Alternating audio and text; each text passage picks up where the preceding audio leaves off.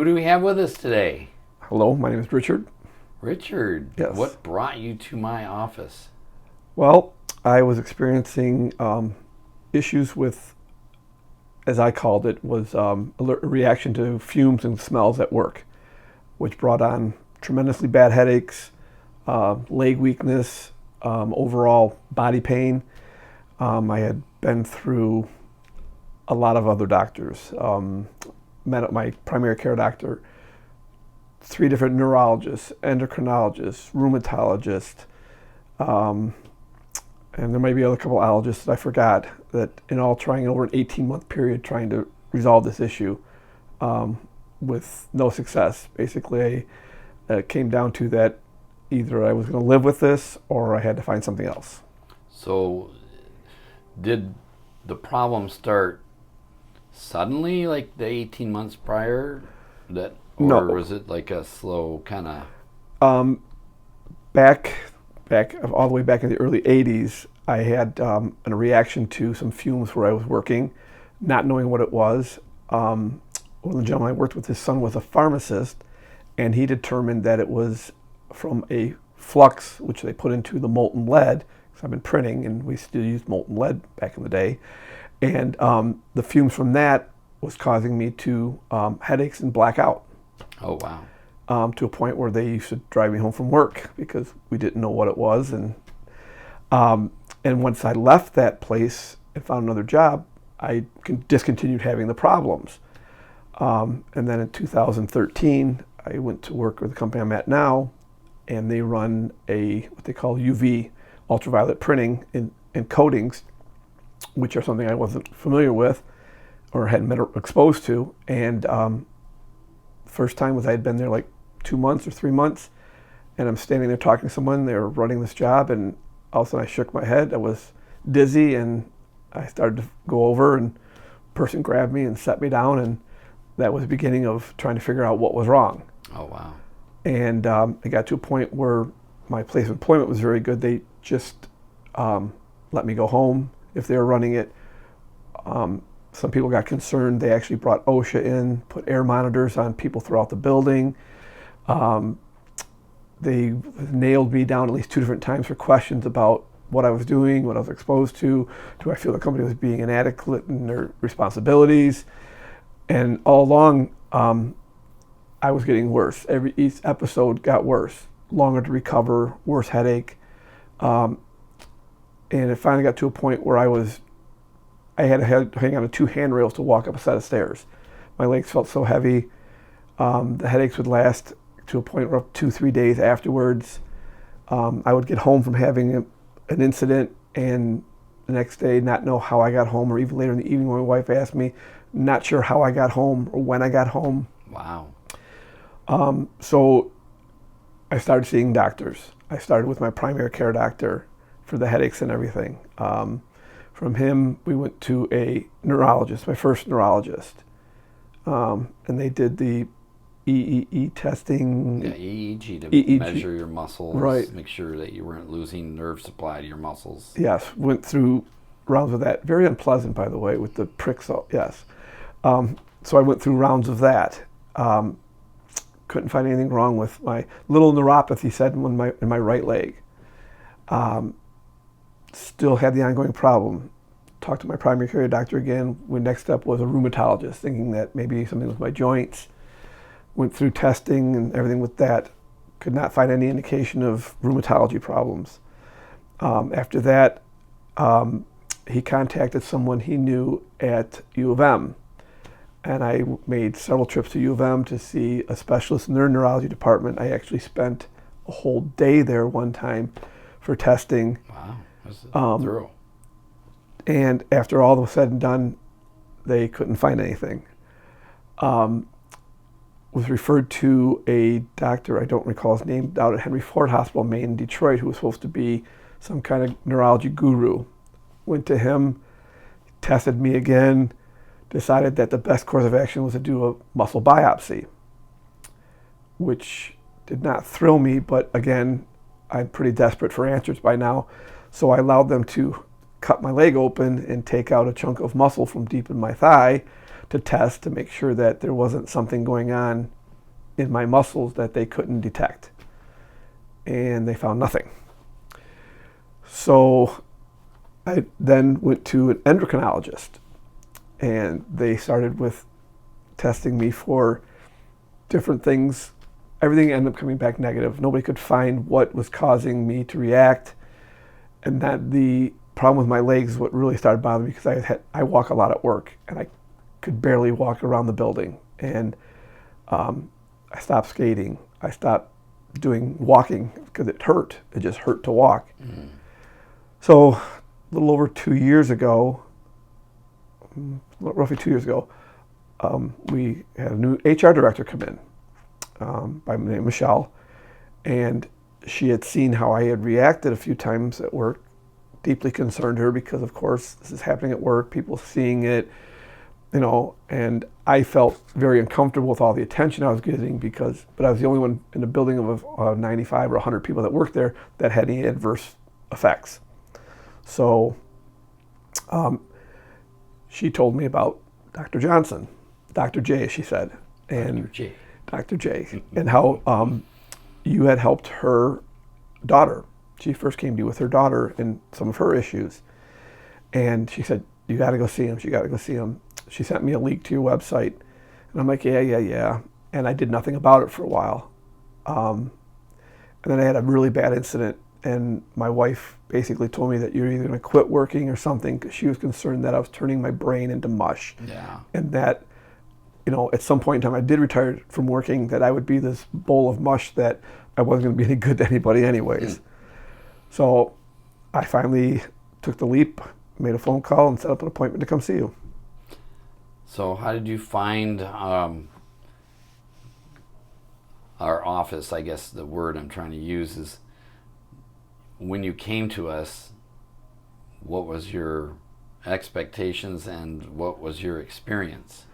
Well, my expectations at first were very low, because I had been through so much, I didn't know what to expect. I mean, it was one of those things where I'll try something, but I don't know that I'm going to get anywhere else. I thought this was really something I was going to live with, or have to change my career and everything else to continue doing what I was doing. But after the first meeting with you, it was enlightening, because it was completely different than, I'm going to stick you with a pin, or I'm going to give you a pill, or I'm going to throw more x-rays at you, or a bunch of things that I had already been through that didn't solve anything. And what was really encouraging then is that when I came back for the second visit, and you had laid out a plan of what you had thought you could help me accomplish, and it meant a lot, because I was at a point in my life was very uncomfortable, and my wife was with me, and she was like, we got to do this. And I cannot say enough about how happy I am that I did make that choice. It's been life-changing, for lack of a better term. I mean, the fact being that I can get up and not have pain, the fact that I can walk, run, I'm even considering skating again when ice arenas open up again, the fact that I can play with my granddaughter on the floor and not have to use two people to help lift me up off the floor. I go to work, and I can work, and there's smells and fumes, and I don't have headaches, I don't get nauseous, I don't have to leave, I don't need special treatment. And the best thing has been, I have to say, has been the no headaches. Absolutely. Awesome. I haven't taken any aspirin, ibuprofen, anything like that in 4 months. That's great. Yes, I mean, it's really, I don't know how else to say it, because I feel good. Yeah. Well, the cool thing is that, when I developed the plan for you, that it included some testing that you hadn't had done. Correct. So we did find some sensitivities, some foods, and basically, that wouldn't relate specifically to your problem at work with the fumes, but what we do while we're waiting for tests to come back is we have you kind of do a cleanup diet. We call it that, right? Yes. And a lot of times when people are waiting for their tests to come back and they're doing this protocol, and at the same time we employed NAET, Nambudipad's allergy elimination techniques, because on your first visit we found several issues. Right. But I think you lost some weight too, didn't you? Yes, on the diet, I was very surprised that I lost 24 pounds while doing the diet, which it feels unbelievable. I've learned that there are things that I thought I really needed in my diet, Pepsi, that I don't.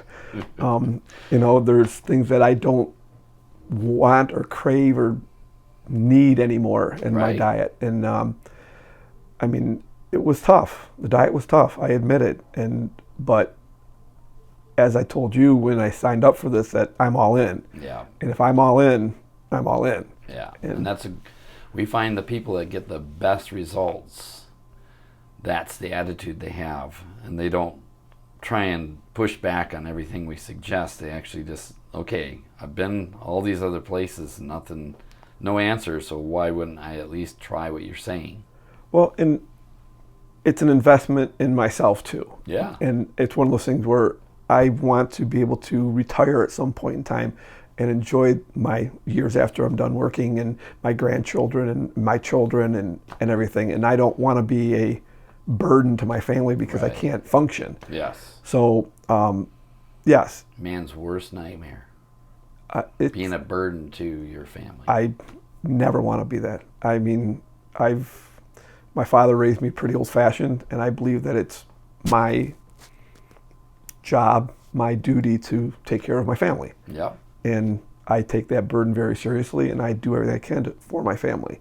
And the fact being that I couldn't do things that I wanted to was very hard on me.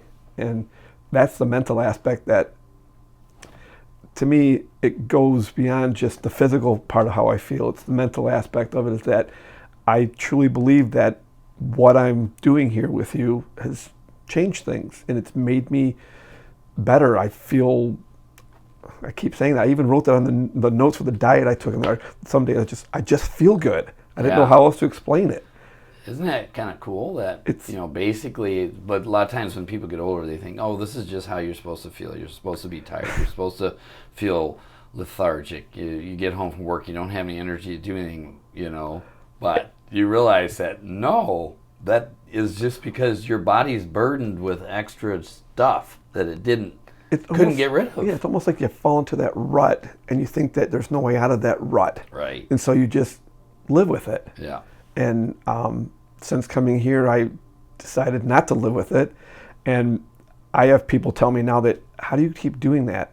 I'm like, what do you mean? They said, well, you work 10, 12 hours a day, you come home, and then you're building this, you're doing that. And I said, I just find like I'm more focused on getting things accomplished, and less focused on sitting down and turning a TV on and just sitting there. Right. And I actually sat down the other night and watched part of a hockey game, which I haven't done in so long. I enjoy hockey. I love hockey. And I hadn't sat and actually watched part of a game before because I just didn't have the time or the desire, because I was doing something else. And Yeah. my wife, it's funny because I told her today I started a new list of things that I want to do around the house. And she goes, what's on the list? And I started telling her, I said, you can add to it. I said, she goes, well, you're not doing that all now. And I said, no. I said, these are some things to accomplish. I said, since I'm feeling good and I don't want to just come home and sit down and eat dinner and just sit there. I want to do something, fix something, take care of something, go help my kids if they need help, read a book. I don't want to just become a blob. Right. Awesome. Gotta love that. So, and I really think that since I committed to coming here and believing in, it was hard at first. I mean, I was skeptical. I admit it. Yeah. Because well, what we do is strange to people. Right. I mean, because I'm used to people sticking me with pins and cutting me open and giving me pills. Yeah. And you weren't offering any of that. Which, I don't like taking pills. I never have. I mean, the only thing I can correlate that to is 2005, my doctor, well, a little background, my father, his father, we all manufacture bad cholesterol. They've all had heart issues. And I don't want the same heart issues my father and grandfather had. My father had 2 open heart surgeries. I've told my doctor ever since I can remember, I don't want that. I'm never doing that. So I regular checks for my cholesterol, stuff like that. And in 2005, my cholesterol levels were elevated. He put me on Lipitor. I hated the fact being that I had to take a statin drug, which they say is bad for muscles over time and everything like that.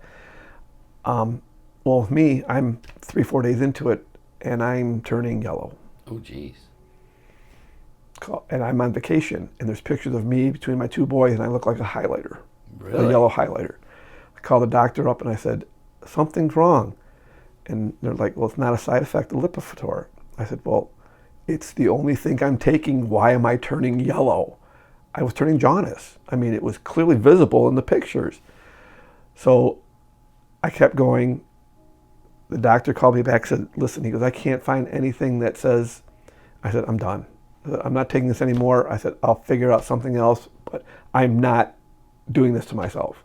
And I quit taking the Lipitor, did a little research, did some modification to my diet, cut out some things, and lo and behold, I was able to lower my cholesterol numbers. Nice.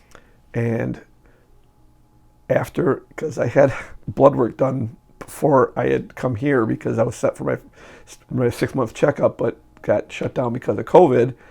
But since I did the diet and like that, my cholesterol numbers were better than some 25-year-olds. Wow. And I feel good about that too, because I don't want to, like I said, I worry about like dad, right, grandpa. No, I don't want any part of that. I mean, yeah. And like I said, I feel good to a point where I want to start skating again. If I can find time with everything else I have going.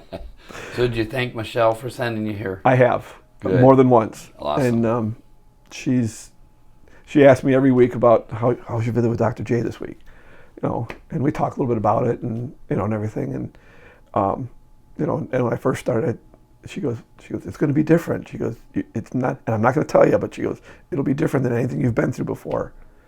And now I understand why she says that. And it's the same thing with me, because now I'm trying to get a couple of family members that have had chronic issues that they can't seem to resolve to come see you. And, and they're like, well, what happens? And it's like, well, it's different for every person. I said, but it's not something that, without going through it and without seeing the results, that you can just believe. I said, because I doubted it. I made Dr. J do the first test 3 times because I didn't think that, I didn't believe that I could not hold my arm up. Right. And it's one of those things where it takes a little understanding and you have to remove those skepticisms and the fact of you're used to doctors just wanting to give you things instead of teaching you things and teaching you how to do things differently, teaching your mind how to do things differently. Yeah. But to be fair, I did explain the scientific basis for the muscle response testing. Yes, you did. But still, even though you hear it, it's still different. It's seeing and believing. And even when, was it a couple of weeks ago when we did the little test with me, you, and Denise, because you were again proving your point to me about the whole energy and between she's fine with it. I hold it and hold her, and it's like how it takes it takes a little bit to get the understanding of it, and the fact being that this is really working, and since it is working, you can't argue with the results, right? Exactly, and that's how I feel. As I talk to other family members about it, including a sister-in-law who's a nurse. She's trying to put it into a medical understanding. And it's like, no. She goes, so you had a food allergy? I said, no. It's not. There is no one thing that they're going to take away or add to my diet that's going to cure me. I said, it's a process, and it's a process of eliminating things that I react to. Yeah. Allergy. But I think that I've shown, because I've been in the building now when they're running the stuff that affected me. People are complaining about how bad it smells in there, and I'm walking around just fine. Yeah. So haven't changed your environment. No. Just changed you and correct. Cleaned things up and made your body so it's less reactive to your overall environment and foods through the processes we do. And now your body gets along, in the areas that you live. instead of reacting poorly to it. Right, and I feel that if I start experiencing anything, I can come back for a recheck, a retreatment to, for something if I need to. I tell everybody about it, and I'm glad to do that because I think it's terrific. I mean, like I said, the way I feel now compared to how I did feel, well, we started before COVID, so so the first of the year when I first came to see you, and then we got the whole COVID thing in there. But right. How I felt 6 months ago, 8 months ago to now is completely different. Awesome.